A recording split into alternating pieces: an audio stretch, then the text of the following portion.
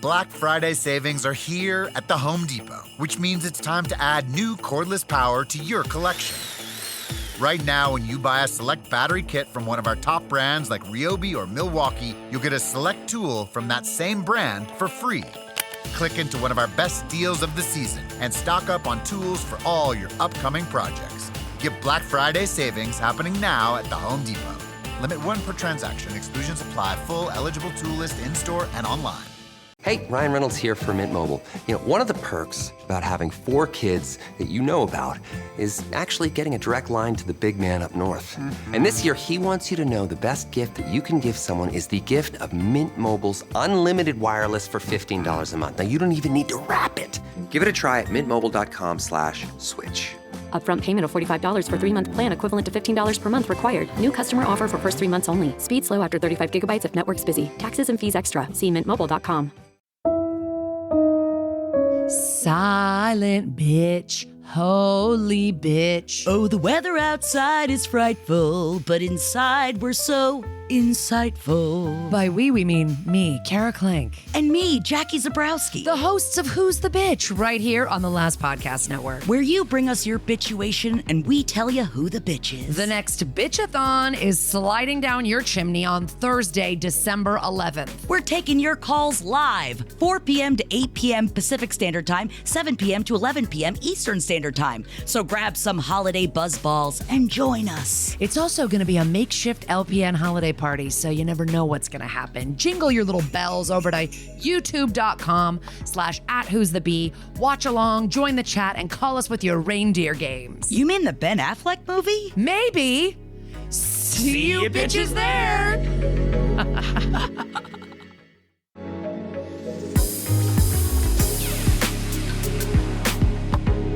Hello and welcome back to another episode of Who's the Bitch? Who's that bitch in your life? The bitch? Are they a turkey or are they a gravy? I guess it depends on what they're getting into. Oh, no. I'm Kara Clank. I'm Jackie Zebrowski. I hope it's not me today. Oh, and here's why I thought of you on Thanksgiving Day, Jackie Zebrowski. Why'd you think about me? Because of course, on Thanksgiving Day at 9 a.m., I was at Zootopia 2 at the Americana. They literally keep that whole big-ass mall open for the movie theater. Oh, and we always take the kids to go see a movie because it's like something good always on something kid always comes out. Like last year, it was that steaming pile of shit Moana 2. And this year, tell us how you really feel. Don't get me started on fucking Moana 2. Wow. But this year it was Zootopia 2, which was great. And there are 2 zebra cops called the Zebros, and one of them is named Zebrowski. No, they're not. Yeah. No way. Yeah. And they're like, dude, like they're like bros. Like, wait, hold on, let me look it up. Well, now I have to look this up. The Zebros are named Zebrowski? Yeah. In Zootopia 2, the one character is named Zebro Zebrowski and is voiced by CM Punk.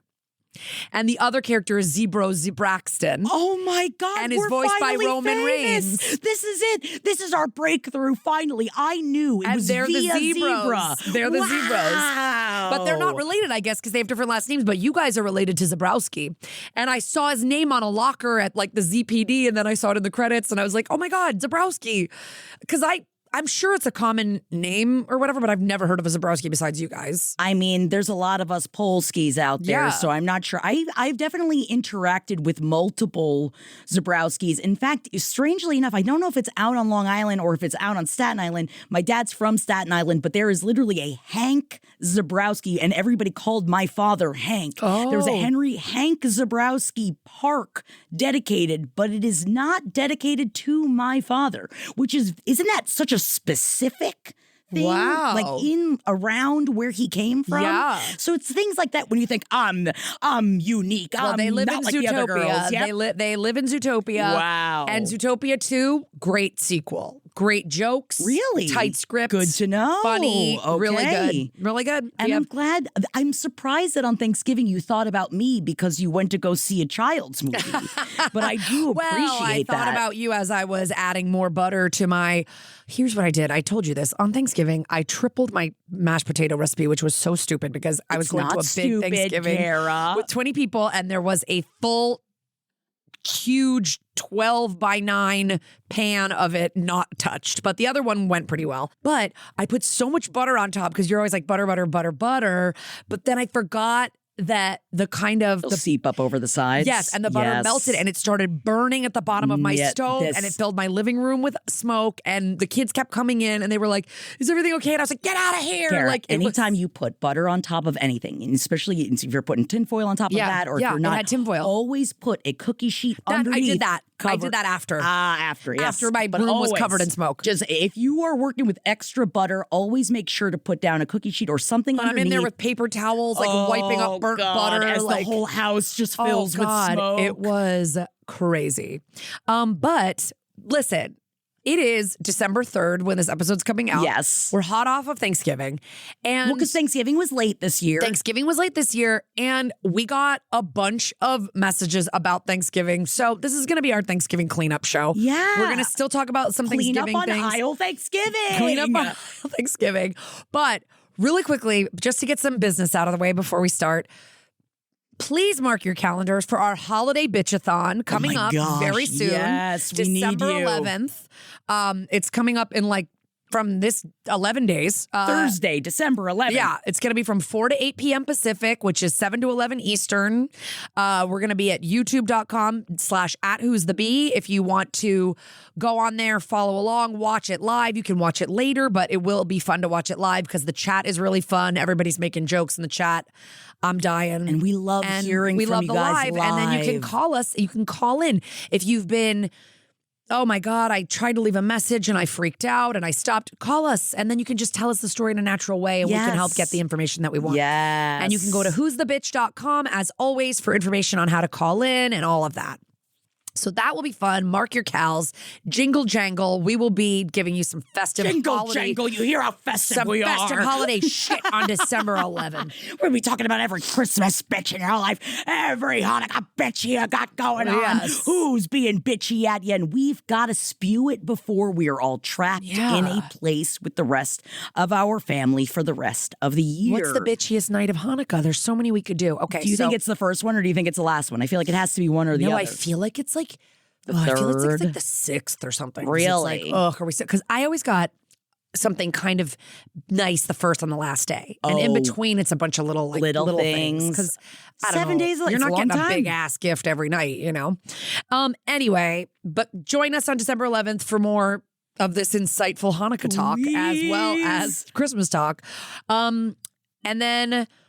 A really quick update from episode 40. Oh my God, I love. We got episode 40. We talked about we got a voicemail from Micah who had a girlfriend who was being kind of weird about him wanting to take her out for an expensive dinner. He wanted to go to like a sushi place and she was like, "Well, we have to make an agreement that I'm going to pay you back and all this stuff." And he was like, "Why is she being so?"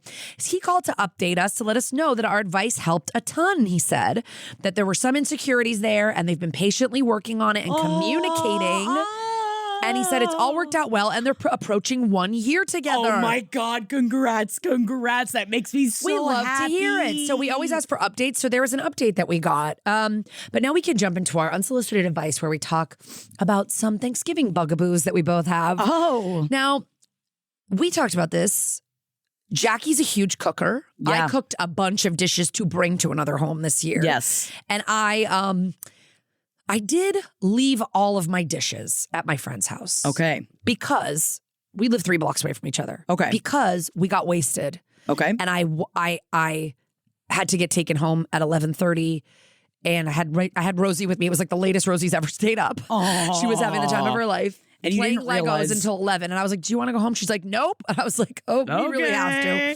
And I was like, I will go get them. And I'm literally getting them. I'm getting them quickly within a week of Thanksgiving. And so therefore, I'm going to say not deemed a turkey violation. I was not a bitch giving. No, I was going to throw the flag and say violation on the court, on the field, whatever they do. In the pan, the turkey pan? In the pan, yes. And we're going to put you off to the side like a bad boy and we're going to make you braise about it for a second. Yeah. I guess I was thinking about hockey. I like that they put the bad boys in the pen. Oh, yeah. And then they make them all be like, I'm a bad boy in the pen and I'm going to watch you keep playing, but I wish I were out there. Does hockey still let you just take off your gloves and punch each other for a minute? Yes. How fucking weird is It's that? why it's one of my favorites of anything to watch of a so sport. strange. It's great. I thought and that was dressage. only in the Nintendo that I would play. When I played the hockey Nintendo, I was like, oh, and then there's just this part where we punch each other for a minute. Yeah, it's kind of why I think that like my inner rage bitch always loved hockey the most because, man, they just I like go to watch town. hockey, but the fighting, I think I've only ever really watched like high school hockey. Yeah, and they're really and angry. Olympic hockey. I actually saw an Olympic women's hockey game once. Do they fight too? No, I don't think they let you do that at the Olympics. Too classy. I don't think that's the spirit of the Olympics. Oh, why? Because can you Throw imagine? down. Can you imagine some of these countries going against each other? Too classy to fight at the Olympics. Not too classy to fuck through the Olympics, I'll tell you what. I wanted to yell about this a little bit because now, Kara, the look on your face as I was saying to you what my beef was with this current Thanksgiving, because I had overheard a couple friend of mine where one of them was saying, I want to leave all the dishes with everything in it because they had brought stuff hot. And the other one was like, I don't think we should leave the dishes here. We literally found dishes that we left here from last Thanksgiving. God. I think what we should do is I don't have scoop enough out the dishes. I need stuff. them back. Exactly. You need to get this stuff back. And that's why I feel like if you are, let's say you do leave all of your dishes and you decide not to bring them home with you because it's been a long day and it's just easier. And there's no other, like for us, for example, I had brought Tupperware to fill in, like you could put your stuff from your dish into a Tupperware so other people could take leftovers. And then you wouldn't need to do this. And I heard the couple, and one of them was like, I want to leave it to make it easier for everybody so everybody can get their stuff for leftovers. And the other person was like, no, you're just leaving more work for Jackie to have to do It's a chore. later if you leave all this stuff. Now, here's the thing. I appreciated hearing this conversation because so often, every year, for every big of these functions, people will just leave all their dishes. And while I feel like this is not a malicious thing to be done, I feel like after a while in a group of friends, you kind of got to go bop them on the nose, be like, I'm not your fucking mother. I'm not your fucking grandmother. People regress. People regress on holidays. They're like, I'm going to someone else's house, so my mommy's taking care of me and making me my food, and then I'm going to go smoke weed with my cousins. Yes. And then I'm going to watch football until I pass out on the couch or whatever. Yes, it is. It is so crazy to me how people go back where it's like, would you, like, you know that I'm the one that's going to have to clean all this stuff, right? And you do know that you're leaving this for me to do personally, right? Yeah. Don't And leave a chore for the host. Don't leave chores for the host. But I did say this right before we started recording. I realized, do I need to start then after dinner being like, okay, everybody come gather up your leftovers and we're all going to pick up dishes and we're all going to do this for 15 minutes. You just be like, I don't mean to be like this girl, but I want to get. I'm not that I want to. Yes, we were just singing that before we got on too. Like, I think it's like wicked, Adam. That's what I'll do. Yeah. Yeah, you guys thought I was the girl that was going to make you food and clean it up. I'm not that girl. Yeah, like, I think you should just say, all right, everybody come and grab your leftovers right now. Mark them with a Sharpie. Then you can stick them in the fridge or whatever, put them in a bag. And then we're good for later. Because I want to sit down on my ass and smoke not do weed or anything. do whatever, drink wine, have fun, and not have to worry about this. Exactly. And also between that and also in and of us, I think is what I was trying to say. While we're discussing this, people regressing during the holidays, Yes. I also did want to yell about, which Holden and I were yelling about over on Jackin', how many friends we have of ours that are single and in their 40s that chose that like, oh, I'm single. I'm not showing up with a family. I'm just going to bring a bottle of wine. Yeah. When and I explicitly said, hey, I'm down a couple of cooks this year because Henry and Eddie were out of town. Yeah. I need extra help this year.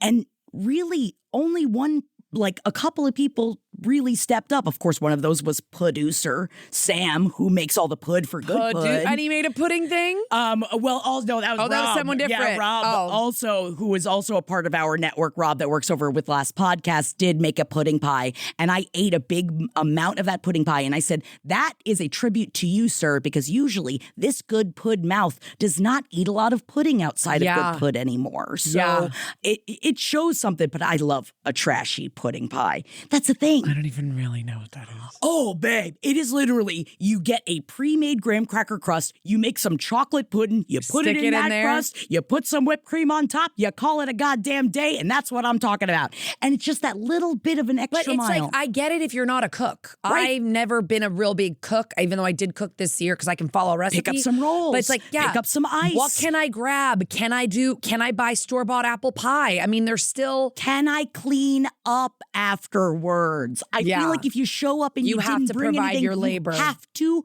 sing for yourself. That's what I've always done, actually. I can actually say at every single Thanksgiving, even at my mom's friends' houses when we went as kids, I'd be like, now it's my time to start doing dishes. Start doing the dishes. Because I don't make I used to not make a goddamn thing. Right. And that's completely okay. Yeah. You just need to provide something. Yeah. And it is crazy that I think that sometimes people lose that as we get older, when you're just like, oh, they'll just do it, as if I was their mother or their grandmother. Well, yeah, because I mean, you're falling into a role of like you're a married woman and you're a host, and they think you're their mom, right? And you know what mommies have to do? They have to crash out. Yeah, mommy's gotta fucking spin into a tornado. This F5 bitch is coming through, and you better watch your roofs. You better watch your fucking six. She's gonna kill you. And then thank you for letting me get this out, everybody. Thank you for listening. Black Friday savings are here at the Home Depot, which means it's time to add new cordless power to your collection. Right now, when you buy a select battery kit from one of our top brands like Ryobi or Milwaukee, you'll get a select tool from that same brand for free. Click into one of our best deals of the season and stock up on tools for all your upcoming projects. Get Black Friday savings happening now at the Home Depot. Limit 1 per transaction. Exclusions apply. Full eligible tool list in-store and online. Clorox Toilet Wand, it's all in one. Clorox Toilet Wand, it's all in one. Hey, what does all in one mean? The caddy, the wand, the preloaded pad. There's a cleaner in there, inside the pad. So Clorox Toilet Wand is all I need to clean a toilet? You don't need a bottle of solution to get into this toilet revolution. Clorox, clean feels good. Use as directed. And your brother wasn't with you on this Thanksgiving because he was attending a Thanksgiving funeral, and we were wondering if that is a bitchy move. Is it a bitchy move? For some reason, I feel as though it is not Thanksgiving Day. It was on Thanksgiving Day. On the day. So it started that's so with... crazy because there's the Friday, there's the Saturday. Right. There's other days when everybody's around. Because I understand the logistics of wanting it to be as many people as possible or coming back home or whatever. And I would probably lean more towards a celebration of life type of thing. Right. And than an actual graveside situation on Thanksgiving. Kind of wanted to pull them in to be like, and how did you feel going right from the funeral to a Thanksgiving meal? Did it make you feel thankful? Did it make you feel hungry? Did you really want to get into those mashed potatoes? Like, is that what it made you think? Right. Like, because of the color of the corpse, I think is where my brain was coming from. And I wouldn't say that to them, but I was more surprised. I think that it would be up there for me with a Thanksgiving wedding, even though I pitched it to Jeff and he wouldn't let me do it. I wanted a Thanksgiving wedding. And then I wanted it to change, and then every year it was on Thanksgiving. That actually is not bitchy, because Thanksgiving is about giving thanks. It's supposed to be a happy holiday. So you're not asking people to be sad on a happy holiday. You're asking people to have fun on a happy holiday and provide them with probably a delicious meal. And no one has to cook, and they all just get to come to your wedding. It's kind of awesome. Yeah. I guess people have different traditions and you'd be pulling them away from their family, but it's like not like you're going to do your wedding every year. It's one time. Right. I don't think that's a crazy idea, but I can see Jeff's point too. Unless I'm like a Ramona and I wait until like my 17th anniversary and then I have like a big party. And then for you have a it, vow know? renewal, which, as we all know on The Housewives, is a significant predictor of divorce. Oh, baby. Almost a 100% predictor Wow, of divorce. I love that. If you have a vow renewal, you are going to be divorced within 5 years. Only on Real Housewives, On though. Real Housewives. Outside I of don't it, know. I've though. never known anybody in real life to have a vow renewal. I feel like because at that point, I guess it really depends. Specifically, vow renewals, is it usually when you're pulled apart and then you are reconjoining? I never really quite understood a vow renewal. No, it's not supposed to be, even though I think that's maybe what did Shannon Bedore and David Bedore do a vow renewal? I don't know. Sometimes I think it can be a recommitment after problems, I guess. On Housewives, it's usually like, we need a storyline and I want a party. Yeah. I think it makes more sense at 20 years or something like that. Yeah. Tamara and Eddie did on OC did a vow renewal and they're still together. Okay, but not a lot 100%. of the other ones are gonzo. Mario and Ramona, I mean, that was a shock to me. That was a That's shock. why you don't do it at 17. They you did wait it at till the 20. 17. You wait till you're 20 to If get they a had vow just renewal. waited, I really think they got divorced at like 19 or so. Anyway, I don't know my dates on that. But yeah, I don't know. A Thanksgiving funeral, it's very... It's a choice. Pushing it. It's a definitely choice. pushing it, and it may, especially for someone. I, of course, was upset about it because I was And like, everybody's on Thanksgiving. everybody's stressed out and has a lot of cooking to do, and you're And making also- somebody walk away from their cooking for like hours. And I know it is like the celebration of someone's life, but it is like it's just such a busy day. I also was thinking of like when I went to my father's funeral, it was during July and it was such like a dead time. Like it wasn't really, I can't imagine traveling during the busiest Oh, and that's the other thing. You're making people of travel during the busiest time of the yes. year if they weren't going to come home. And it was funny because this was for Natalie's grandmother, and Natalie was very close to her grandmother. And I was like, would your grandmother care? And she's like, oh my God, my grandmother would have been so pissed off that this was on Thanksgiving. So funny. She literally would probably look us up and down and be like, and why are you here on Thanksgiving? Why are we doing this on Thanksgiving? And so that's what it does actually give me a spark of joy because I really did love her grandmother. And you're right, her grandmother would have been pissed the fuck off that you were inconveniencing everybody and doing this on Seriously. Thanksgiving.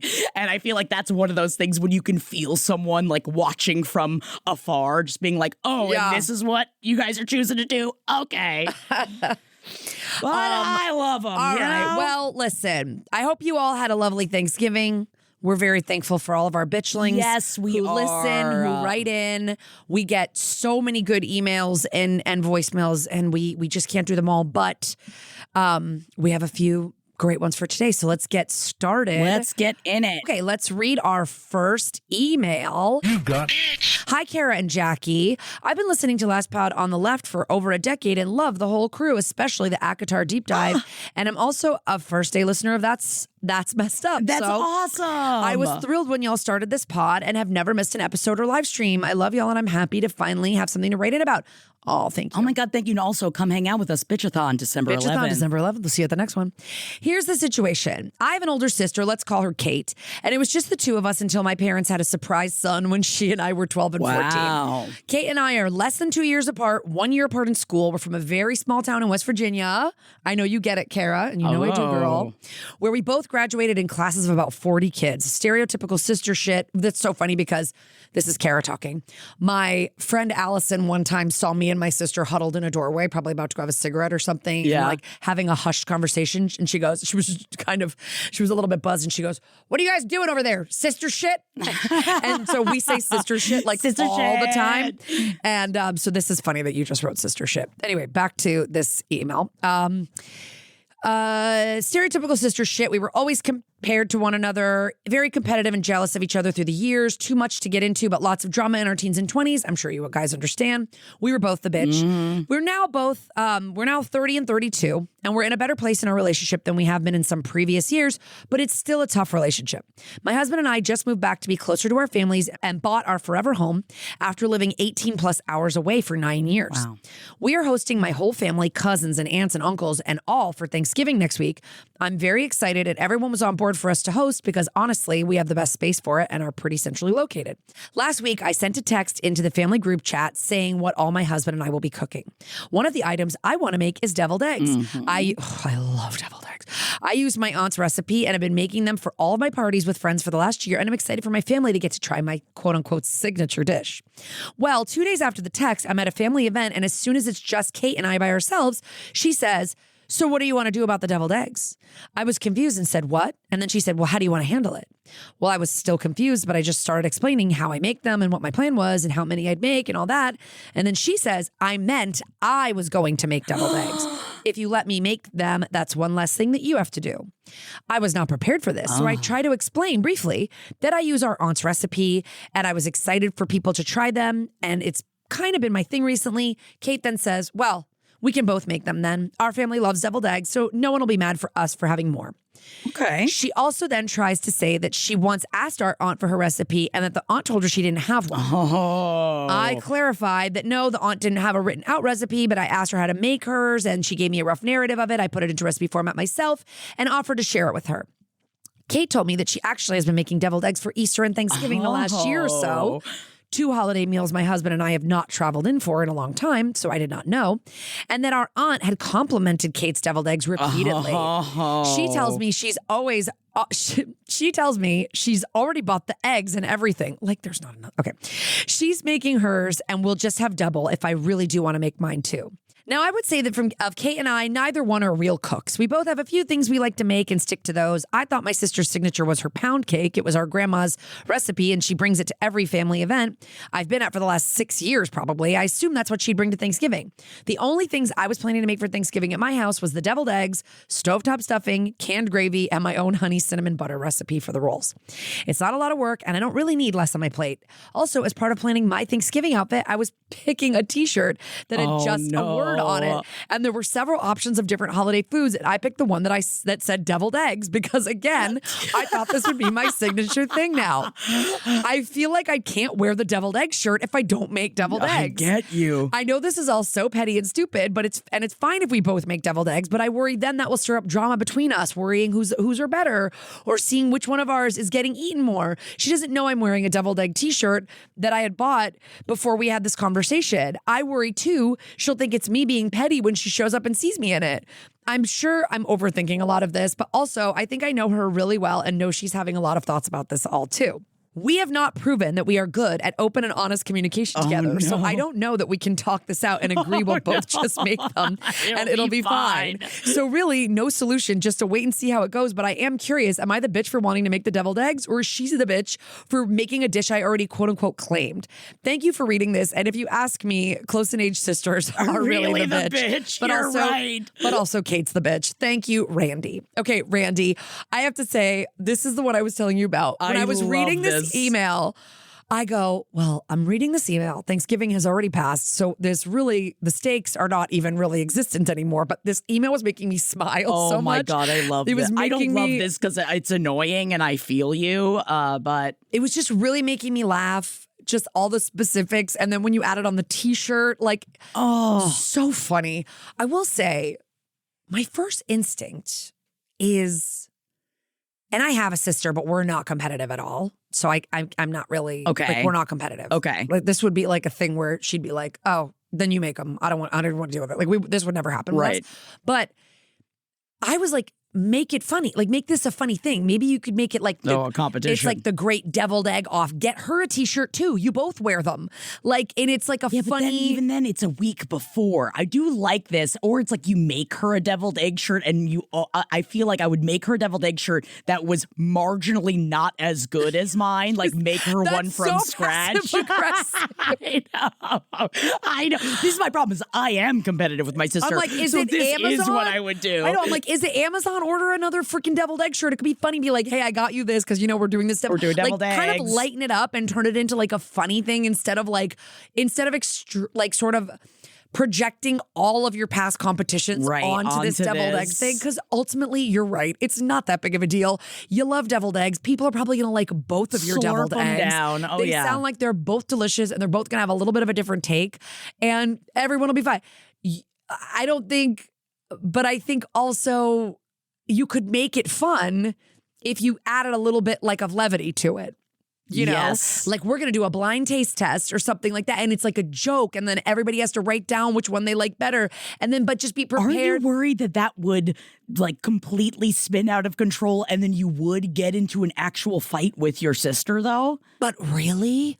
Is anybody going to really get into a knockdown drag out over deviled eggs? Yeah, I do think so.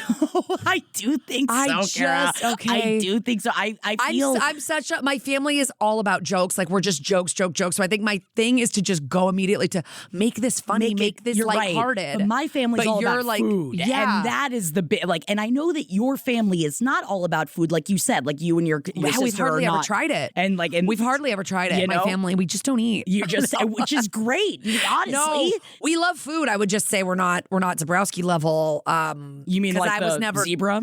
Like we're not the zebras. And I know we're not the zebras. Now I feel like you and Henry have to be the zebras for Halloween next year. I feel like we have to do some kind of. You have to be zebras, and I want striped makeup on your face and cop outfits. Oh my God! I feel like Zootopia PD. I feel like that would be really like the fact that our father was a police officer too. I feel like this is so loaded. It's oh my much. God! Like there's so I many forgot layers. About that. I'm so sorry. I did forget that detail.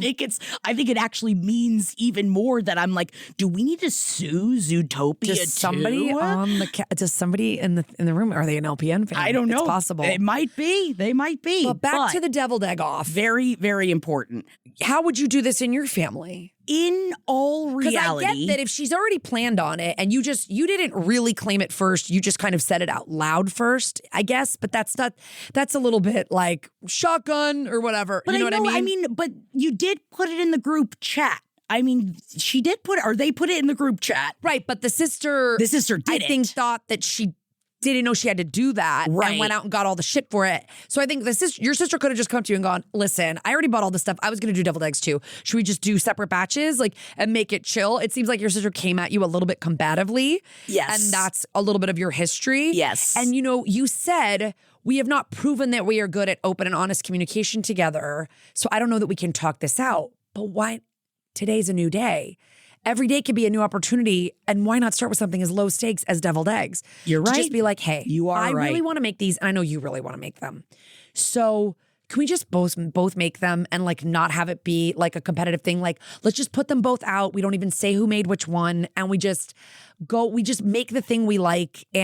Or for you, is it about, for the writer Randy, is it about everybody tasting your aunt's recipe and liking it, right? And that you are carrying on this tradition? Because that's why I know that neither one of you are necessarily chefs per se. I would also throw it out there, like maybe you try a different kind of a recipe. Like maybe you try to put something else in it to like give it a different kind of spin. This like maybe you add sweet relish into it and you give it more of like a pickle, like a sweet relish pickle.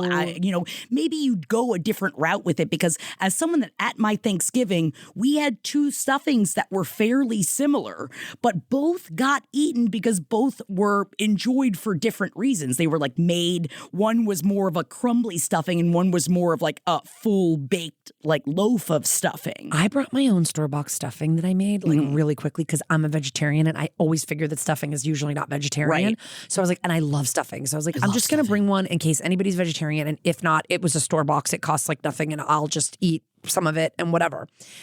The woman that brought the stuffing kept going, the stuffing is vegetarian. The stuffing is vegetarian. The other stuffing is vegetarian. And I was like, no, I just didn't know. And the host told me they thought the stuffing would have meat in it.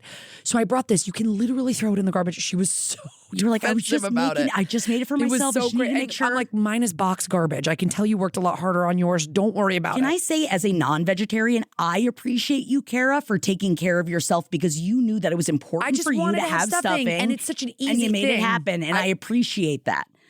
I would also throw it out there to Randy that if I were in this specific situation as a little subby that I am, I would definitely be like, to my sister, you make the deviled eggs. I'm just going to make something else. I think that I would, just because I wouldn't want to get into the fight during Thanksgiving. And for me and my sister, not anymore, but the way we used to be, if you asked me this 10 fucking years ago, no way could we make the same dish for Thanksgiving. I guess it would I'm have just gotten kind into of like, fisticuffs. she was excited to make it. She bought the shirt. She's hosting. I mean, then you do it on Christmas Eve.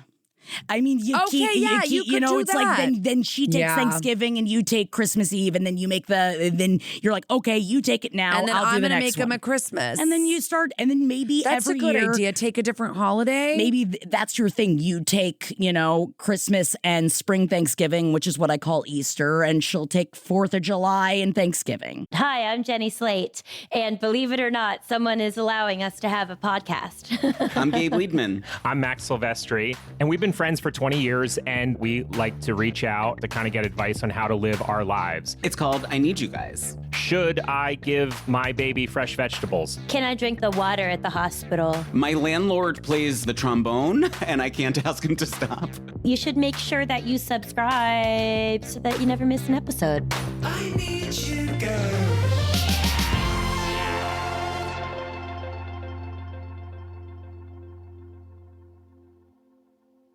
Black Friday savings are here at the Home Depot, which means it's time to add new cordless power to your collection.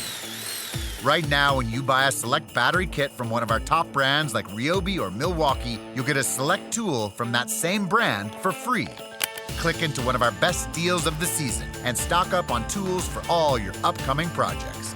Get Black Friday savings happening now at the Home Depot. Limit 1 per transaction. Exclusions apply. Full eligible tool list in-store and online.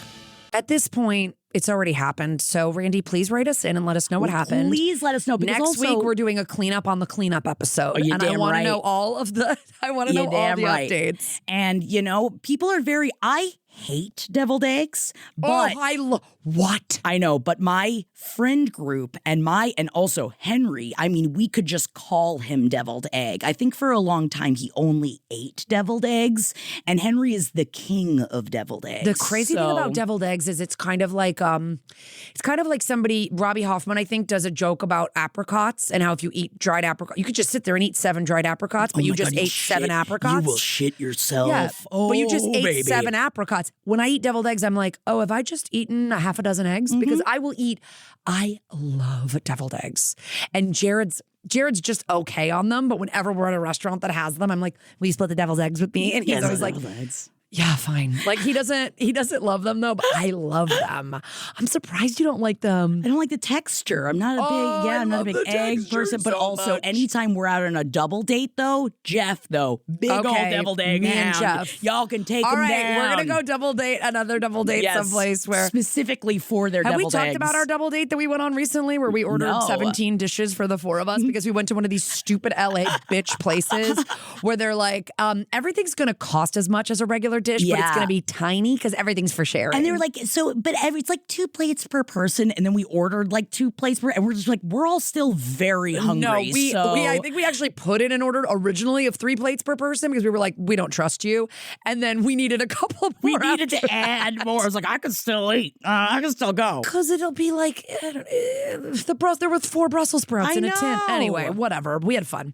Okay, let's move on. Randy, please let us know what happened at the deviled egg off. Important. I'm very, very interested. Okay, let's listen to this voice note. Thank you for calling Who's the Bitch. Tell us in the voicemail who's the bitch.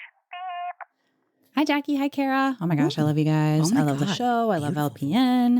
All right, let's get into it. I'm the kind of bitch that gets lost in the details, so I'm going to try really hard not to do that. No promises, though. Okay, so basically about 5 years ago now, joined a community choir. Hey, Jackie, I was actually super duper excited to see that you had also joined a community choir. I was like, this is the shit. I love it. So basically, I'm in like this really awesome social justice oriented choir. We sing a lot of protest songs. We sing at a lot of protests. Yeah. But we also have like some really big like regular performances. And we had one of those the first weekend of November, which happens to also be my birthday weekend. My birthday was opening night. And I got a solo, which I haven't had a solo since I was like in college, which was well over a decade ago. So it was nerve-wracking for me and also super exciting. So exciting. So I decided to invite my father and his husband. My mom's side of the family, all the rest of my family lives a few states away, and it's just not feasible or possible for them to travel to my shows, which is a bummer because my mom would love to come to my concerts. My dad and his husband are really my only family in this state. And I usually don't invite them because it's kind of far away and I don't think they want to go to my shows. But this is my birthday. I had a solo. It was a big, important weekend for me. I was super excited. So I invited them and I told them no pressure to come. There were 3 dates. One of the dates was actually in a city a lot closer to them, so they wouldn't have had to drive so far. They say they want to come to opening night, one that was further away, because it's my birthday. They want to be there for me. They're super excited. They're gassing me up all weekend, telling me how excited they are to be there. And then the night of opening night, 20 minutes before, I get this long, elaborate text from my dad about the series of unfortunate events that caused them to not be able to make it to the show. I had a hard time believing it. I actually like chuckled when I got it because I wasn't surprised. And that's what sucks, is that I wasn't surprised. These two men are a couple of the flakiest humans I've ever met in my life. They flake out on engagements with me a lot. But at least, I don't know, the fact that they gassed me up so much about it is what really kills me. So for a little bit of context, as I mentioned, they're very flaky. They're homebodies. They don't like socializing very much. A few years ago, my dad's husband's sister came into town from pretty far away, and they didn't really feel like inviting her over or going anywhere or socializing with her or the rest of the family. So they closed their curtains, they parked their cars a few blocks away, and they texted the family that unfortunately they had already scheduled a road trip and they were going to be out of town, so they couldn't see her. They were so sorry. They were missing her. But at the time I was living with them, so I know for a fact that they just didn't want to deal with her. So like, I have a hard time believing that they couldn't make it to any of the shows. They didn't even make up an excuse for not going to the other shows. They just didn't show up. So I find that the more elaborate my dad's stories are, the more of a lie they probably are. So I'm annoyed. I'm really, really irritated with them. I told them I was disappointed, and when they apologized profusely, I didn't respond because I don't forgive them because they just give me a bunch of saccharine bullshit when they apologize. That's all my dad is made of, is saccharine bullshit. Obviously, I have some issues with him, but I was trying to make things work. Now I'm pretty much donezo. I'm done trying with him. So here's the big crux of the bitchuation. That was all lead up. I always go a few states away to my mom's side of the family for Thanksgiving. But unfortunately this year, everyone has COVID, so it was canceled. No. What I would have done in previous years is tell my dad and his husband that our Thanksgiving was canceled, and I would spend Thanksgiving with them and their side of the family. I love my dad's husband's kids and family. So normally I would be happy to spend it with them. However, I'm so annoyed with specifically my dad, but also my dad's husband.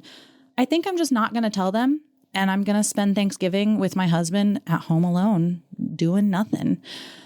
Is it a bitchy of me to avoid spending time with my entire dad's side of the family just because I'm annoyed with my dad? Am I super petty? Am I a bitch, or is my dad a bitch? Thank you. Love you. Bye. Oh my God, you are not a bitch. Can we just say it? Oh, girl, your dad is a huge bitch. Yeah, you're not the bitch. You're not a bitch. You are and not like, the bitch in this situation. You don't, like, you're not going to go, like, if he cared about spending time with you on Thanksgiving, then that is a sort of a privilege that he has lost because of his behavior. Certainly. And I'm sorry that you're not going to see extended members of your family, but I don't think that makes you a bitch. You're taking your space right now because this happened recently. Yeah, the first weekend of November. The night of. I know. Just so you know, everybody, like, I don't know, nothing bothers me more as a performer, especially if I have like some big show. Right before is like a show. getting that thing. I want to letdown. perform, and then I can get the text later that says, I'm so sorry I didn't make it. Here's what happened. I do not want to text 20 minutes before I go on. Send it later. That you're not going to be there. It is no because performer that's wants so that. full of bullshit. Yes. It's like because you should be in your seat 20 minutes before. Yes. So it's bullshit. So you knew before then. You knew before that 20 minutes that you weren't going to make it. I am so curious as to what the lie was because at first it was so funny. It was like the caller in could hear my wheels turning because I was like, well, how do you know that he lied about it? And then about closing the curtains and pretending they were on a road trip when the dad's husband's sister was in town. And the details though, like I used to do a stand-up bit about how like when I'm late for work, like you can tell the more detailed, outlandish and crazy my story is like the realer it is usually. Yeah. And then I would be like, that's when you're truly like lying because that the trick is to say something so outlandish that they can't argue with it. You know, but this is such a bummer because he's your dad. I know. And it's like, I hate the word flake because the word flake is so light and airy. And it's flaking like, is not. It's like, oh, I'm just not going to go. And like, yeah, you can flake out on going to see Zootopia 2 with me or something like that, you know? But like flaking out, it's a nightmare. I think it's a bigger word than flake when you've been telling your daughter that you're going to be there for this big birthday and this big performance, and you've been committing to it. If you think there's any chance that your emotional state is going to stop you from being there, then the way you should respond to something is we're going to try everything, however we can to be there so that there's still that shred of doubt in the person's mind that you might not make it. This gassing up stuff, it feels like, it just feels like emotional, like torture. Yes, that you're like, that you're telling someone I'm going to be there for you and then you're not. And it clearly sounds like this isn't the first time this has happened. Right. And being a homebody and not liking to socialize has fucking nothing to do with it. You're supposed to go with your husband, go sit in a seat, watch your daughter sing, and say hello, and then you can leave if you feel that agoraphobic or whatever about being out.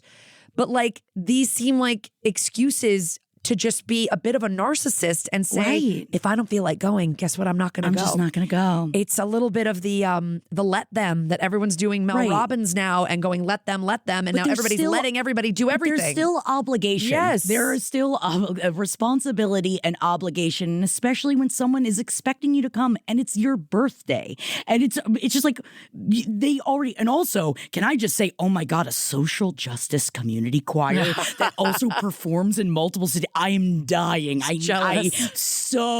want to see you perform. So I'll be there. I'll see you perform. They're not allowed. I think that I would also stop inviting them places anymore, especially something that would be like, that's vulnerable, like a performance, which is, it sucks. It sucks to say that about your fucking father. And I feel also like the text saying I'm disappointed almost is not enough for me. But I think you should like talk to send them. an email to your dad, like getting everything out and just being like, I feel this way. I feel beyond disappointed. I feel like you guys knew this was important to me. I needed your support. You went through all the motions of cheerleading and then you didn't come. And I don't know if I believe your excuse. And you're eroding my trust in you and you're hurting our relationship. And I just wanted you to know that. And I don't need a response back with a bunch of sweet compliments. And it makes me not want to invite you to anything. As you said. But you're hurting our relationship, you know? Yes. It sounds like, your dad is just like in a phase of like, I have adult children and I can just like live my life and do whatever I want. But and it's you like, can't. Yeah, you're still a person in another person's life. You're not asking to be like taken care of. You're asking someone to like participate in your life with you a little bit. It's really a bummer. And I think you're right to feel how you feel. And I think you're right to withhold your presence from Thanksgiving and let us know what you did end up doing. I hope you guys did. Oh my God, did you have sexy Thanksgiving? Sexy Thanksgiving. Ooh, there's nothing sexier than a bunch of butter, baby. Making your stove all stinky. But let us know what happened, Morgan. We're sorry that your dad's being kind of a sorry. dick. It sucks. But I'm sure the Show went great, and let us know how your solo went. Also, yeah, what was your solo and how did it go? Please write us back what it was and how did it go. Oh my God, sending you love. And unless she's like, well, it was this and I cracked on every horrible. note and it was terrible. No, tell us everything. We care. We got a lot of messages like this next one, so I wanted to Let's pick do one it. and do it. You got Hey girls! First off, I love the podcast and huge fan of LPN in general. You ladies combined are the spirit animal of so many people, a bitch chimera, if you will. Yes, we will. Anyways, you can call me L, 25 trans, male to female, she, her. A few months ago, my grandparents on my mom's side of the family came into town, and due to circumstances, I had to move back in with my parents last year to recollect myself and my finances. My mom's side of the family is very much Christian, and I was outed as trans by a cousin whom I trusted. Everyone in the family acts like it never happened when talking to me and still use my dead name and he, him. It finally came to a head, though, when the grandparents came to town and I went out to my room to get a glass of water wearing sweats, a tank top, and a bra. As soon as my mom saw me, she hissed at me to change now. I immediately got upset and stayed in my room until my grandparents left. Afterwards, I got dragged into a family meeting between me and my parents where my mom demanded to know how long I was going to keep this up, if I was going to get surgery, etc., saying she loves and supports me, and because of that, I need to know everything wrong with being trans and spouting factually incorrect studies. I ended up sobbing and begging her to stop and finally disengaged and left the house for the night, ultimately ending up at my boyfriend's. Since the incident, though, my mom has acted like it never happened, and save for writing my new name and pronouns on a box a single time, has continued to misgender and dead name pretty much exclusively. The worst part is that the rest of the family bends the knee to my mom and follows suit in dead naming and misgendering me at home / wherever my mom can hear, and it kills me that no one is standing up for me even though they all know she's in the wrong. How do I muster up the courage to let loose my inner bitch? And how should I navigate the situation while still saving up to move back out? Because right now, anything I do could make things more tense in the house. If you need more info, I can follow up with more. Thank you so much for reading, and I hope you can help me find my voice in this situation. Once again, love the podcast and you wonderful ladies helping us wayward and bitchy souls. Oh, sending you so much love, Elle. I'm sending you so much love. So fucking tough. And we got a couple of emails like this. Obviously, this is the time of year where everyone's around their family. And we got a couple of messages from other trans folks who were like, you know, well, my sister does a really great job and always says my pronouns or always says my name correctly, but then will misgender me and it feels like a dig. And it's like various levels of family support. And I feel like this person writing in, the issue is like, you don't want to get like sort of asked to leave the house, right? Like you need to be there right now. And so I understand why it's a tentative situation. If you had your own place, I'd be like, oh, well, just don't fucking go there anymore and tell your mom that you're going to like separate, that you're not going to be around the family if they're going to continue to disrespect you. Because I think that's like a little bit where the disconnect is here, is that your mom is not understanding. She is seeing this as a phase. She's seeing this as someone dyeing their hair blue or getting a piercing and it's going to change. And I just have to wait for it to be over. But it's really a sign that she's not respecting you. Correct. And you did not give your age, but you're an adult. I think that 25. Oh, you did give your age, 25. So you're an adult, and there just is, for certain parents, it takes many years for them to see you as adults, right? You know what I mean? Like, and like, I feel as though, yeah, your mom's just treating you like a kid. And it sounds like your mom like rules the roost, and, you know, the Christianity's not helping. But it's interesting that she does say, I love and support you. So I know. And I wonder if you could have a calm one-on-one conversation with her, not with her not with her parents, not there, with anybody else around. Probably lead like her parents being there, and like not with. I think she said there was a family meeting or something. They had a family. Yeah, she had a family meeting with after you and your parents, and maybe it's just like you and your mom, where you just sit down and tell her like, This is who I am. This is how I've always felt. This is not something that I'm keeping up with right now. It's not something that's short term. This is like my life.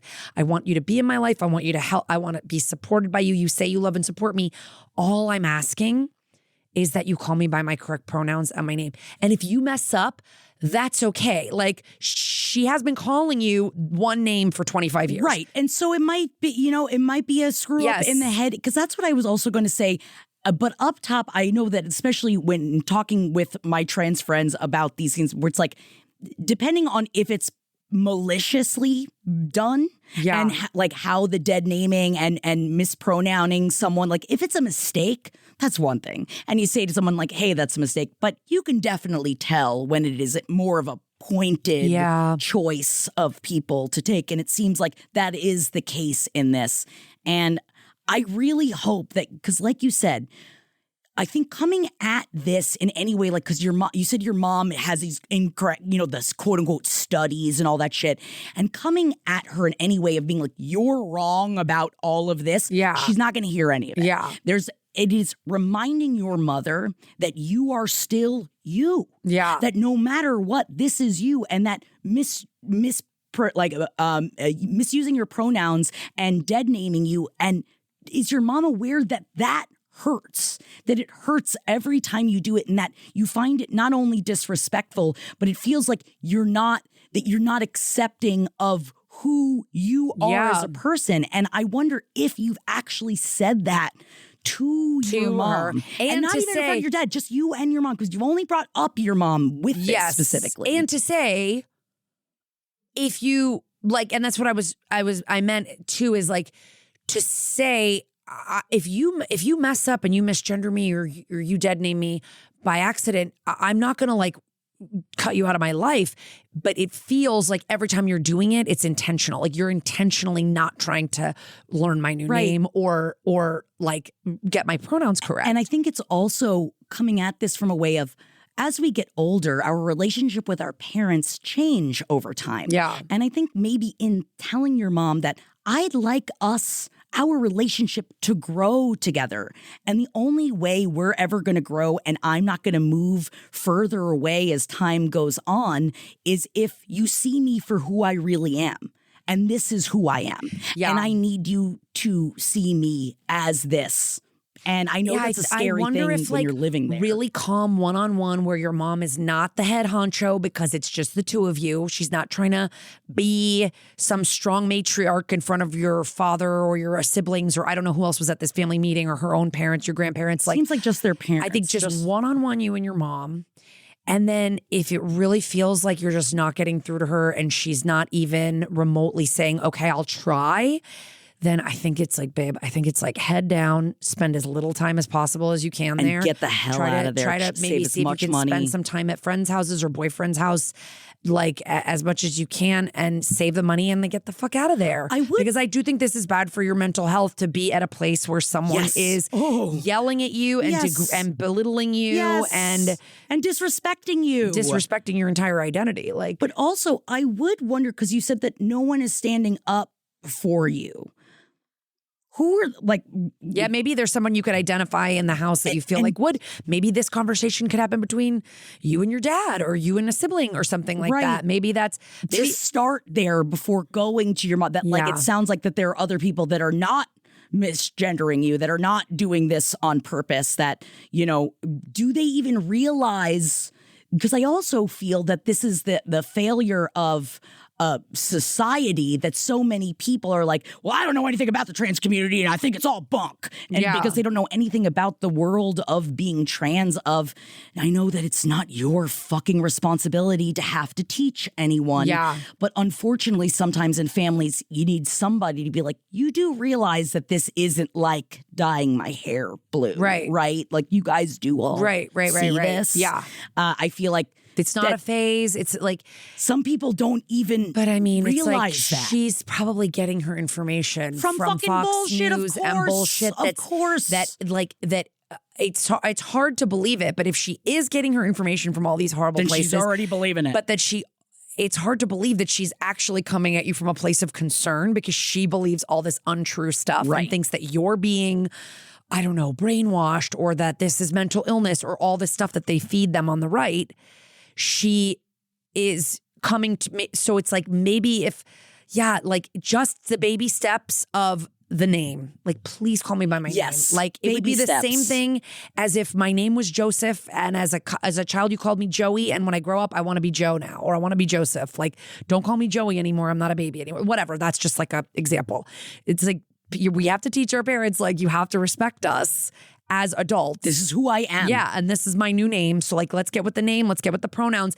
And then maybe over time we can get with the whole like you're fucking obviously this is in wrong bullshit. All of your studies are incorrect, and actually I'm happy this way, and gender dysphoria is a real thing, and so I just like wish you so much luck with this. This is so fucking hard, and it wouldn't be that hard if your entire community wasn't being demonized by a certain political party. But there are so many people out there who support you. And it's great that you have your boyfriend. Hopefully, since it's your hometown, you have a couple of friends maybe that you can connect with.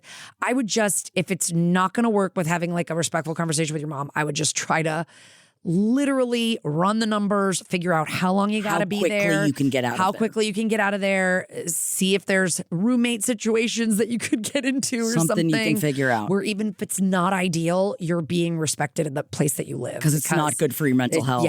Yeah. But let us know how it goes. And a bitch chimera is kind of one of the greatest things that anyone's told us. Combined. I know. It makes me so excited.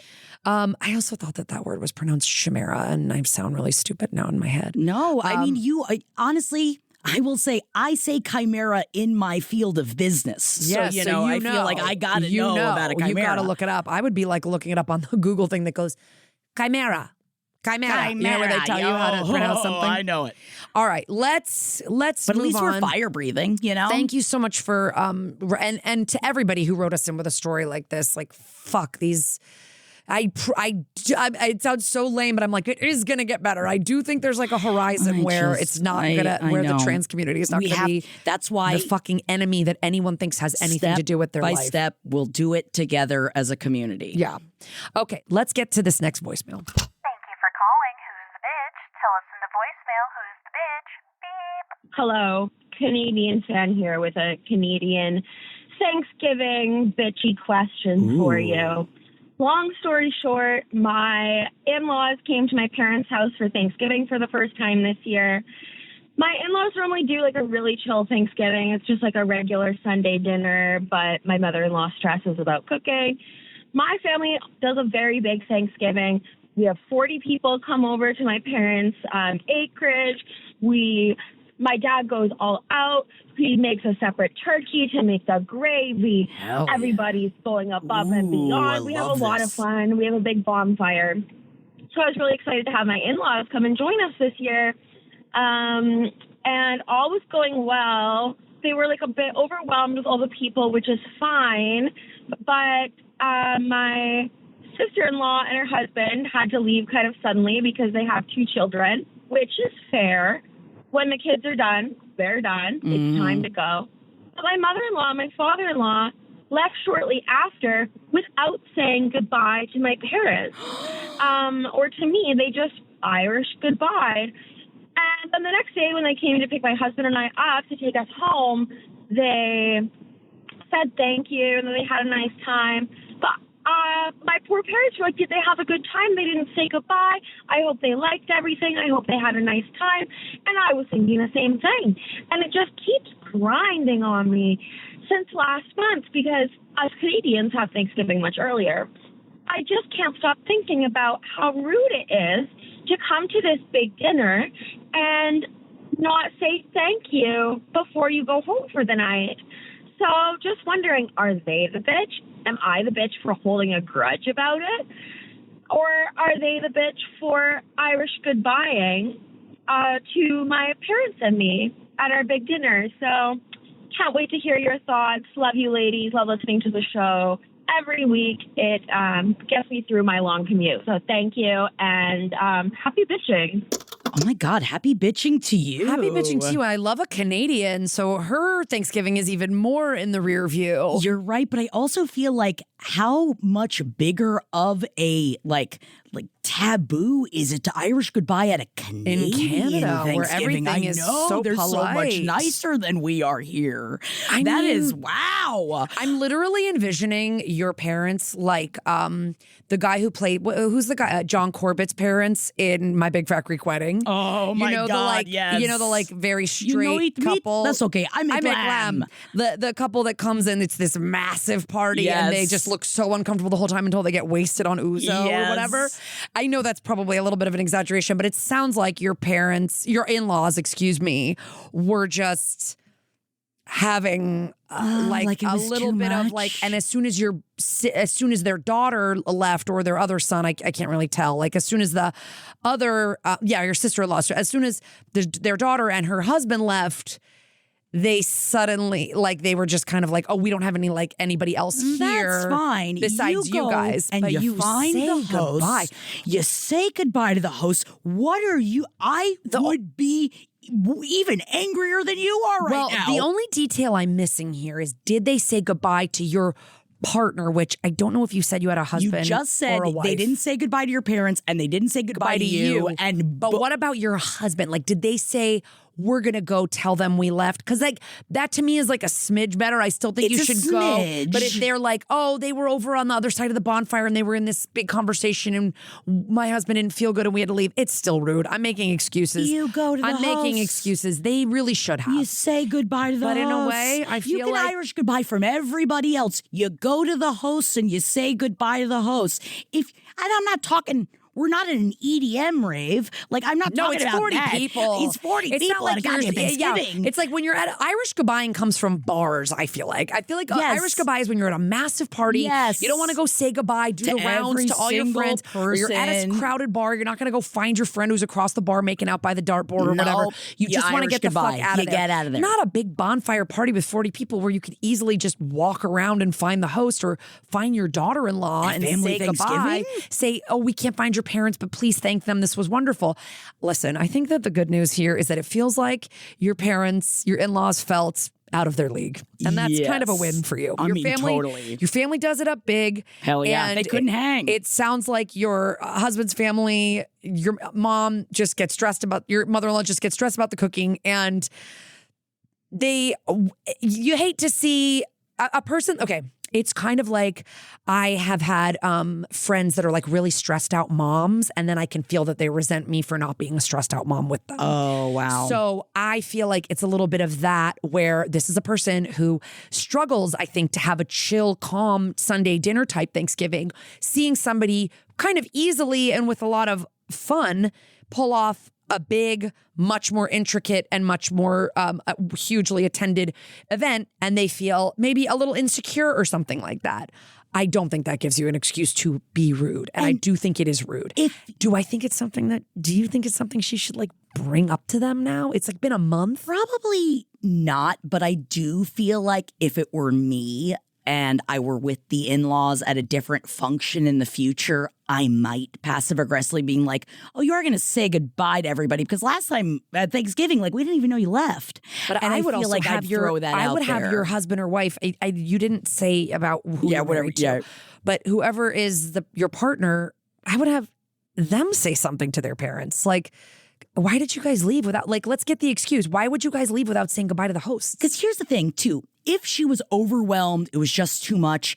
I feel like even as I'm about to say this, I could hear my mother being like, you can't do that. But like, let's say the in-laws were so overwhelmed that you had to go, you couldn't go find the host. You send a text. Yeah, I don't care if you're about to shit your pants and you got to run to the car. You send afterwards, be like, I'm sorry, I just had to get out of there. I'm so sorry. Thank you so much. Yeah. At least. And I have said this in the past that like, and you have your send the daughter-in-law's text. phone number at the very least. Right. You can send a text. You weren't so like, oh, the bonfire. Like, unless like your in-laws are the Wicker Man. I feel like you would understand and that they might have a problem with that.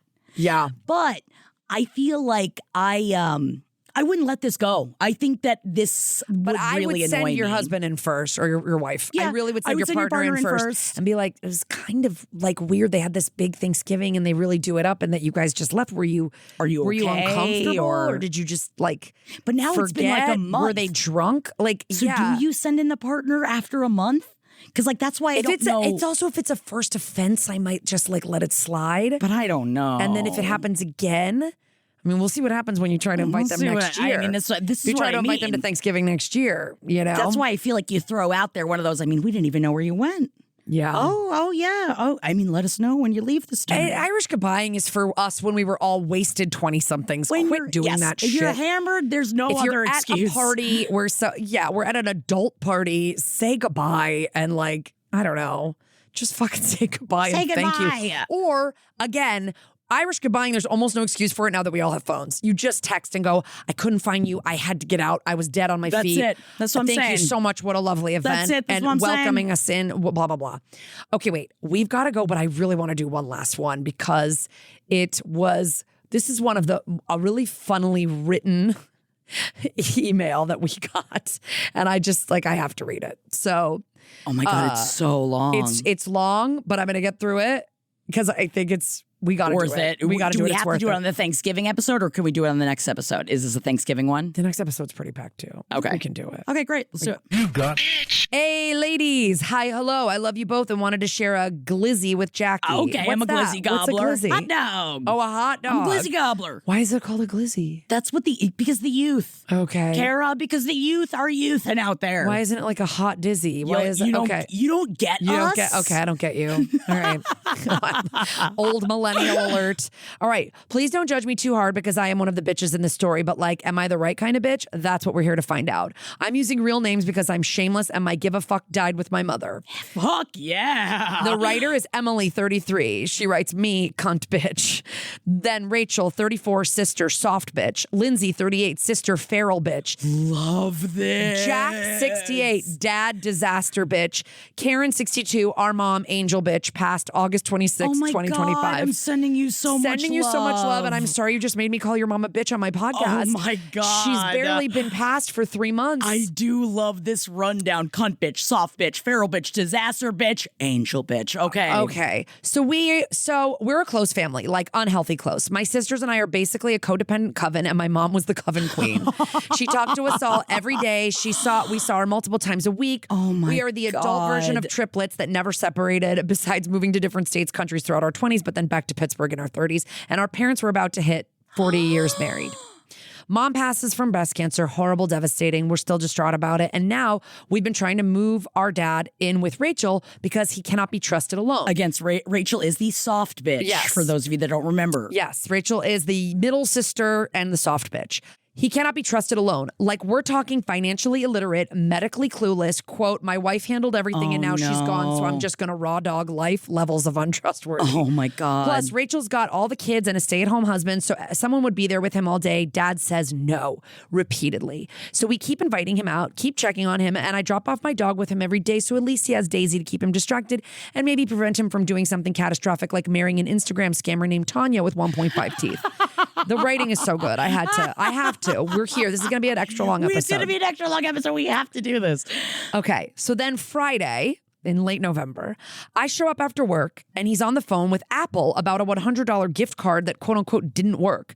I ask why he bought one. He says, my buddy Tom needed it and said he would pay me back. Oh my God. Buddy Tom Pingor, who we have never met, who magically appeared after our mom died, who sounds like the type of man who says sweetheart to waitresses and smells like damp khakis. I asked Dad if he's giving money to scammers. He denies it like a politician getting caught in a motel parking lot. I text my sisters, code red, Jack's being weird as hell and definitely getting scammed. All caps.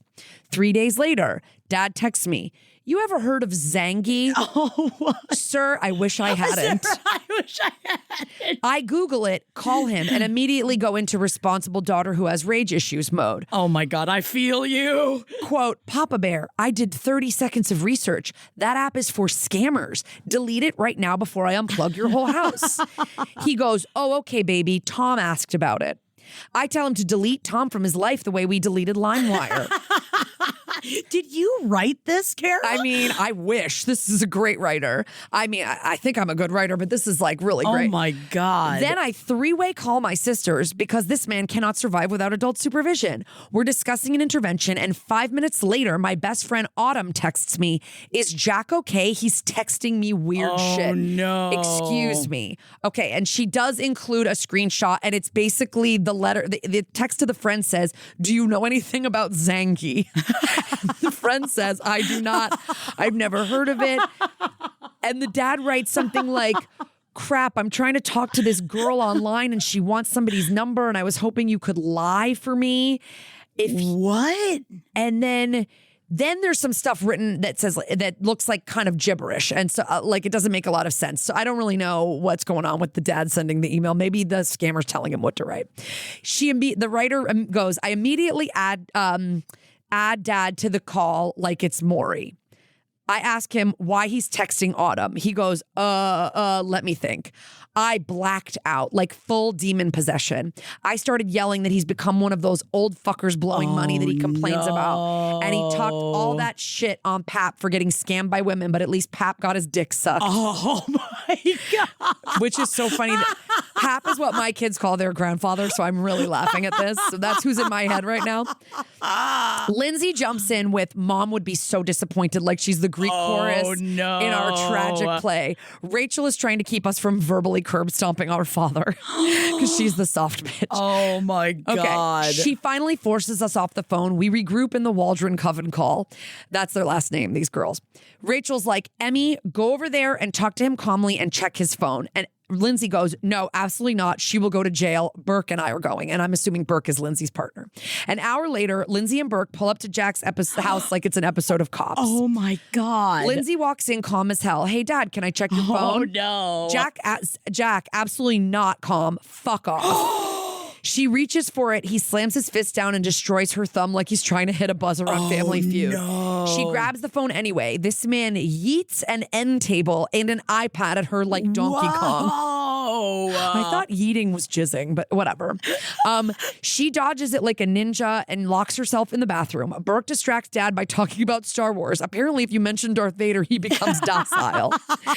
Lindsay sends us screenshots from inside the bathroom. Yes, he's been sending money. No. Okay. And the screenshots inside the bathroom are literally from this person going, "Respond to me, dear. I really need you to lock in the payment now, my dear. Will you send it to Chime Tag or Zelle numbers, my dear?" And writing and writing and writing. And then they write back, "Do not talk to my dad again, you scammer piece of shit." Oh my God. And then, oh God, it's so confusing. Okay, because then there's other texts where somebody writes back to the scammer, "I have a better idea. Why don't you let me worry about my money? Why don't you go get a damn job and leave me the fuck alone tonight? I'm having a bad day." God. And then he said, "I'm talking to my daughter." Right. But this scammer is writing them 15 messages on WhatsApp per them even responding, the dad. Like the scammer is writing, "Are you still there, Jack? Jack, Jack, Jack," writing Jack over and over again with exclamation points. And they keep going. The dad is going, "I'm tired. I'll send you $20 tomorrow, but like I'm tired." And then the dad says, "I love you" to this person. And the scammer's going, "Bye for now, whatever. Okay." And you know, this sounds like a man that's like feeling. Anyway, let me get to the rest of this fucking Pulitzer Prize winning email. So the sister blocks the scammers, deletes all the apps, deletes all the social media he downloaded after mom died. Then she struts out, drops his phone, grabs our mom's phone and goes, "This is mine now, bitch." Iconic behavior. So that night, I send my dad this text and it says, "Please don't waste what little money you have on actual men pretending to be women. I don't want you to lose your house." And the dad writes back, "I won't, baby. I'm sorry that happened, but I also don't appreciate being screamed at on the phone. I am your father. I think I deserve a little bit of respect." The writer writes, "I regret nothing. Maybe screaming will get your head out of your ass. Either way, I love you, but I will scream again if I find you sending money, asking people to send money or anything to men scammers ever again." Yeah. Those aren't their tits. The people you're talking to do indeed have dicks.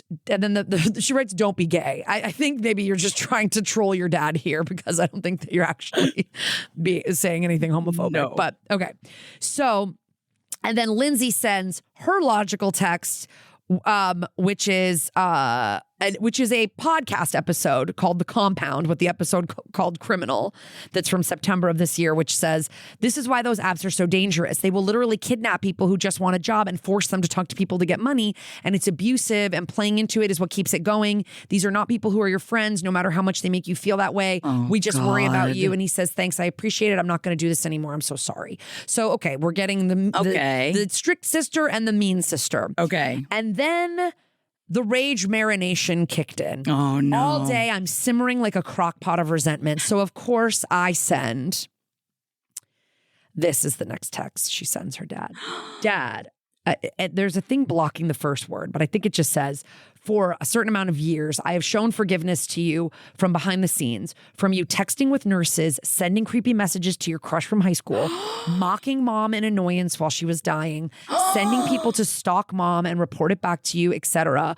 Mom would always say, it's not his fault, nanny messed him up, and he just needs therapy. Please don't hold this stuff over his head. And I never did. I was an outlet for her to cry to and express the abuse you put her through over many years, and she still loved you. Without her, I am done with babysitting you. I don't care what childhood trauma you had. I will completely cut you out of my life. Whoa. I will not be a part of your downfall and watch you lose everything. The only way I will consider staying in your life is if you give us access to all your passwords, every single bank account, giving Lindsay access to your money and letting her distribute it where it needs to go. You can't be trusted with freedom. I love you, but I will not put up with how you're mourning the death of your wife. Wow, bitch.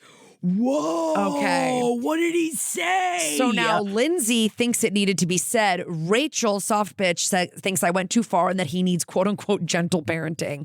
IDK man, do you gentle parent a man who throws furniture? Side note, Rachel was always a daddy's girl and pretty hard on our mom. She didn't know the behind the scenes bullshit that Jack would put our mom through until about a month ago when Lindsay and I had a rage bitch fit about him. Jack hasn't spoken to Lindsay or I since the text, but Rachel is updating us. He claims he hasn't used Zangi or sent any more money, but I can't trust that diabetic bitch as much as he can trust a Twinkie. I'm sorry. So that's so funny. I'm sorry. It's so funny. Emmy, sorry. So that's where we're at. Did I go too far? Should I continue being the Should I go too far? Should I continue being the designated bad cop bitch? Should I go to the house on Thanksgiving and take the 65-inch Samsung TV I bought them when mom got sick because I'm petty and I feel like causing a minor earthquake? Oh my God. I have his email login and want to check the credit card statements to make sure he's not blowing the HELOC he thought was a good idea to open. Again, too far. That's too far. Don't do that. And then they write, I miss Care Bear. She was the only one who could keep this circus together. Oh, dude, this is a fucking essay, man. I'm so good. Such a great email. I'm so sorry that you're going through it. I'm sorry you're going through this. And I feel like grief is the major bitch here. Like you're all dealing with grief in a different way. You obviously have some unresolved shit that you were holding for your mom. Right. And now that she's gone, you're being released. Letting it all fucking out. And that's maybe a joint therapy session for you and your dad to have together where you can work past some of that stuff together. About this specific incident, it is boneheaded beyond belief to think that you're falling. But I've seen this happen to so many people in your dad's situation, some people that are in the throes of dementia, but others who aren't. They're just lonely and someone is always there to talk to them. He's alone. Granted, I know you guys are trying to get him into your sister's house, but it's different. He's a man, a 60-something-year-old man that doesn't want to feel like he's being babysat or moved in out of it. And this person is making him feel like a man and like, a companion. And that's what he just lost 3 months ago. It's been 3 months. Right. It's been so little time. So I understand getting mad and screaming at him and being like, stop, like this is, but I also understand Rachel too. Logical. And I understand Rachel as well, the daddy's girl sister that was like, I think you're being a little hard on him and that he does need more of a gentle parenting in this, because it is remembering that all of you are in the throes of grief. Yes. And grief does such fucking weird things to people. Yeah. You have no idea how it's going to infiltrate a family. You have no idea how everyone, and you think you would know how you're going to act, but you really don't. Yeah. And while I don't think you went too far with that text, I do think it makes sense for the three of you guys to be triangulating around him in different ways, to keep take care of him, because as much as I think some people would think your text was way too caustic, I also feel like he does need to know how serious this is. And I think that it is good that like your other sister shared the like, you know that the people that run these things are all criminals, and most likely the person that you are talking to is most likely not, or like could be a kidnapped person. Like it could, like this is all very, very bad and scary. Totally. What I guess what I did, where I disagree with you here on the text, and listen, I am usually the bigger bitch sometimes. I feel like I'm always like fucking, like your dad definitely needs a slap in the face, but I think the text conflates what has happened with the irresponsible texting scam money sending thing with his past ills and wrongs. Yes. And you're conflating those two, and to send a bomb drop text like that where maybe he doesn't even know that you know that shit. Right. Of course he's not speaking to you right now. He probably has no idea how to handle his adult daughter throwing all of his fucking past bullshit mistakes in his face in the midst of, which you absolutely have the right to do. I don't know that doing it in a text thread where it feels like you're punishing him. This scamming thing just popped the top off the shit for you. The scamming thing is probably going to stop. Like you guys could like get him involved in some local shit where he can bird watch or make some friends, and that once will probably he's with help. the kids Maybe in the he'll other start house. dating in a little while. I mean, like he'll be okay. Well, in his head, he already has started dating. In that, yes. Yeah, that's true. Maybe he's ready. Maybe he's already ready. But that's what it seemed like. And he was you guys could help him do that in a way that's real. Like there's these websites for dating, but then separately, you working through and processing how you held on to all of these issues. Because that's what you're just kind of like, I can't fucking believe that now I have to babysit you after you did XYZ. You're very angry at him. Yeah. And rightfully so. If he did all this stuff that you're saying, but you're a super close family, and obviously you're a person that deals with things through humor, as am I. But I think the text to me was a little bit over the top, just in the sense that this is a man that won't even move in with your sister. You're not even moving him into a home. He won't even move in with a family member, and you're asking for full conservatorship over his finances. He's not going to do that. You know what I mean? Like, but there are other safeguards we can put in place. And I don't think fully cutting him off to no contact and all that as with an ultimatum over text is going to be productive. I think you could like come to your dad and go, Dad, I regret the way that I wrote that text, but I don't regret the feelings that I'm having from that text.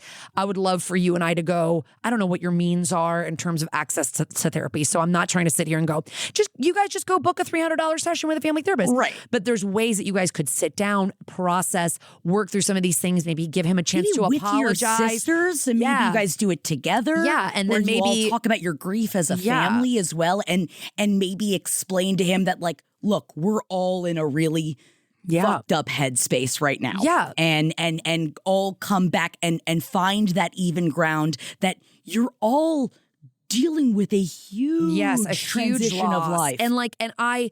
And just say like, I understand you did this scam thing. Like but you cannot be trusted with freedom is kind of a wild thing to say to your dad.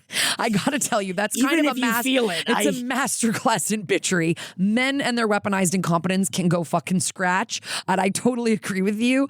But I couldn't imagine what would have happened. He lost his wife 3 months ago, and you're saying you cannot be trusted with your freedom. It's kind of wild. So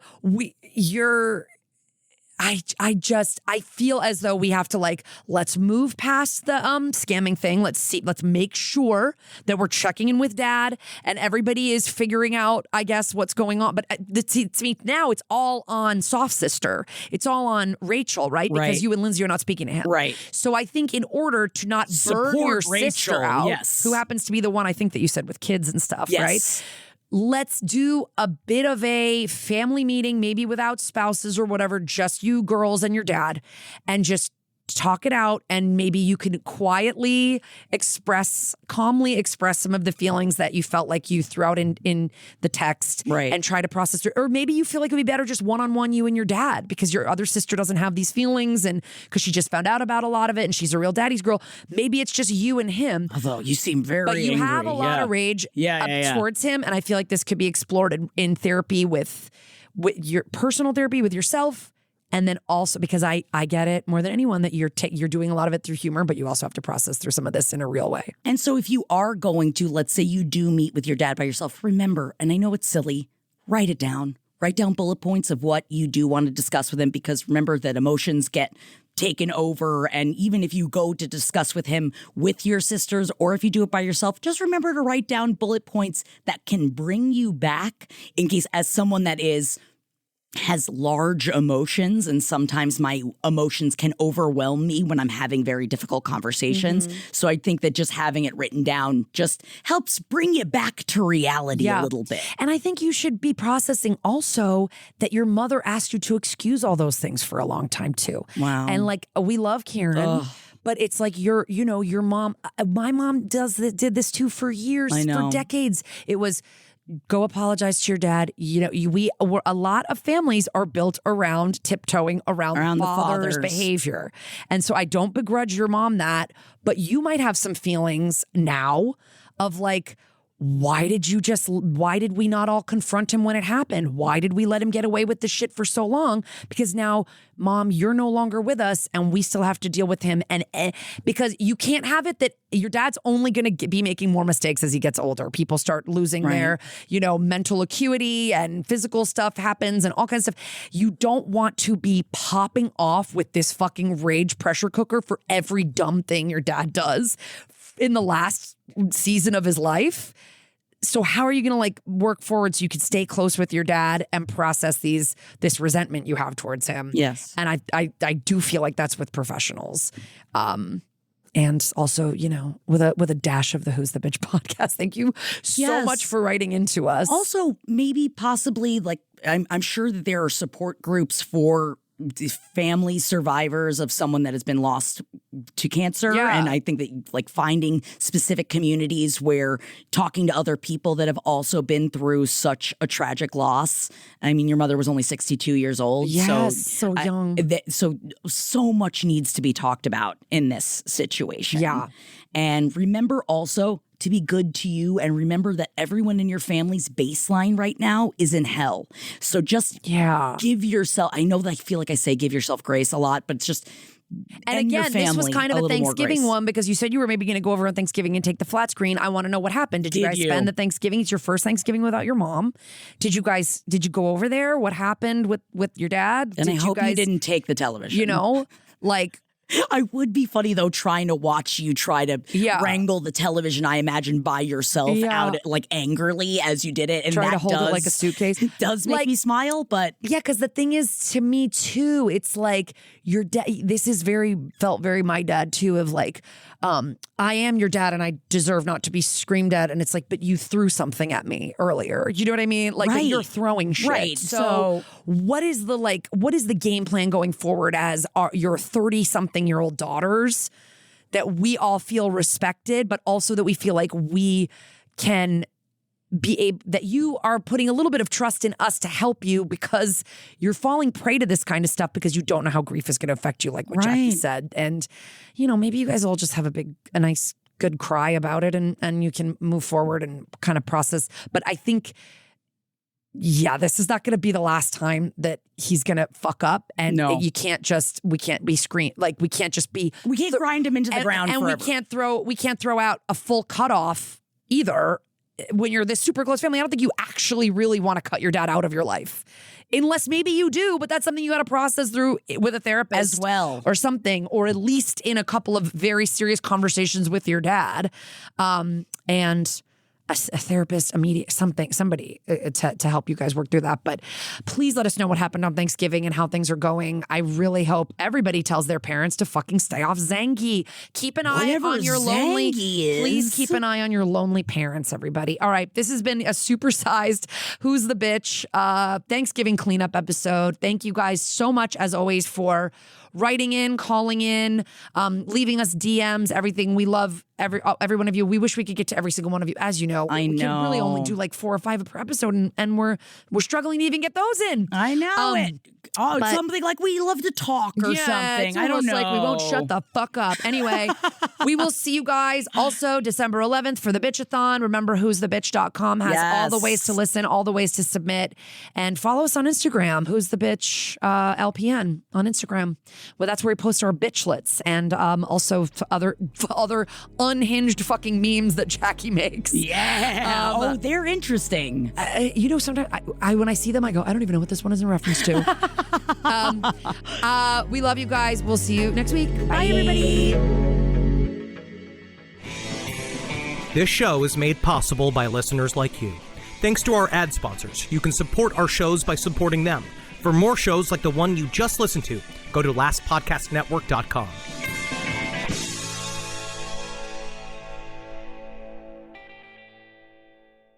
This is Comedy Bang Bang, the podcast, the promo. And in 30 seconds, I'm going to tell you why you should check out the show. I, the host Scott Aukerman, have a lighthearted conversation with famous celebrities like John Hamm, Allison Williams, Phoebe Bridgers, Jason Alexander, Natasha Lyonne, Bob Odenkirk, just to name a few. Things go a little off the rails when different eccentric characters and oddballs drop by to be interviewed as well. Each week is a blend of conversations and character work from your favorite comedians, as well as some new hilarious voices. Comedy Bang Bang, the podcast. Listen every Monday wherever you get your podcasts. Black Friday savings are here at the Home Depot, which means it's time to add new cordless power to your collection.